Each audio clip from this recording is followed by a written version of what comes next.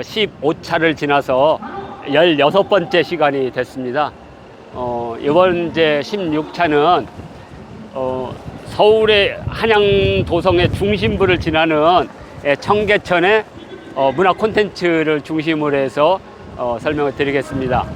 자, 이게 여기가 이제 이른바 이제 청계천의 입구입니다.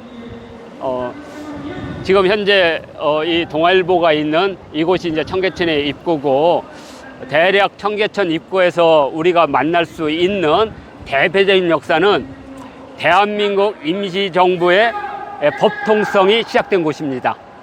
대략 요 위치, 어떤 분은 저쪽 지금 현재 우리가 알렸던 테라소사 커피숍 앞이나 또는 동아일보 앞이라고 하는데요. 여기에 1920년대 항일운동 시기에 대표적인 4곳 요리점이 있었습니다. 그 가운데 잘 알아요. 명월관, 이런 거, 태화관 이런 것들이 이제 전부 다 이제 그런 요리집인데, 그 중에 여기에 봉춘관이라고 있었습니다. 그래서 그 봉춘관에서 1919년 3월 1일 한성정부가 탄생을 했어요. 그때 이제 4월 23일쯤 됐습니다. 3.1운동이 일어나고, 그리고 나서 거의 비슷한 시기에 중국 상해에 대한민국 임시정부가 들어섰어요.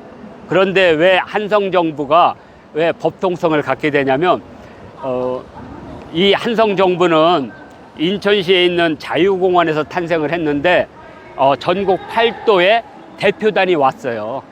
그리고 출발은 여기 봉춘관에서 한 거예요. 근데 상해는 외국이잖아요. 그리고 거기는 전국의 대표성이 없어요. 명망가 중심이라. 근데 합법성을 따진다면 상해 정부가 합법성을 띄었어요. 왜냐하면 거기는 의회를 구성하고, 그죠? 국호도 정하고 헌법도 정했으니까. 근데 여기는 선언만 해서 선언. 그런데 이 3.1 민족항쟁 이후에 러시아라든지 여러 곳에 임시정부가 들어서다 보니까 임시정부의 정통성과 세를 통합할 필요성이 있는데, 그 가운데 가장 명망 있는 정부가 한성정부였어요. 그래서 한성정부와 러시아에 있는 노령정부, 그 다음에 상해정부가 새 정부가 합정부를 구성하기로 해요. 그래서 9월 11일 날 드디어 대한민국이라는 임시정부를 그대로 계승하는 조건으로 법통성을 한성정부에 두는 걸로. 그래서 우리가 대한민국 임시정부의 법통성은 한성정부에 둔다는 이름이 나왔던 거고, 그런 역사적인 곳인데 왜 이런 표석도 없고 왜 안 알려졌느냐. 사실은 한성정부에 대한 법통성은 이승만 대통령이 귀국하면서 그 원본을 우리는 못 가지고 있었거든요. 그때 발표한 선언문을. 근데 그때 이승만 대통령이 오면서 그 자기가 보관하겠다는 것을 보여줌으로써 한성정부의 내용을 완전히 파악할 수 있었어요.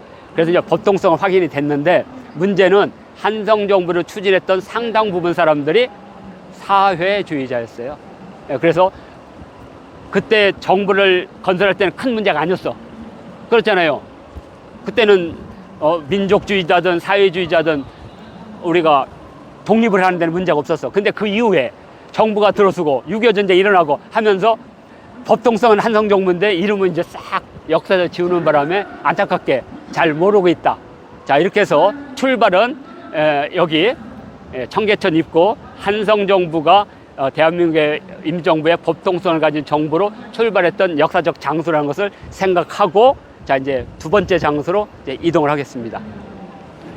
요즘에 한성정부 파란 표지석은 예. 경복궁 그 1번 출구 예. 거기에 예.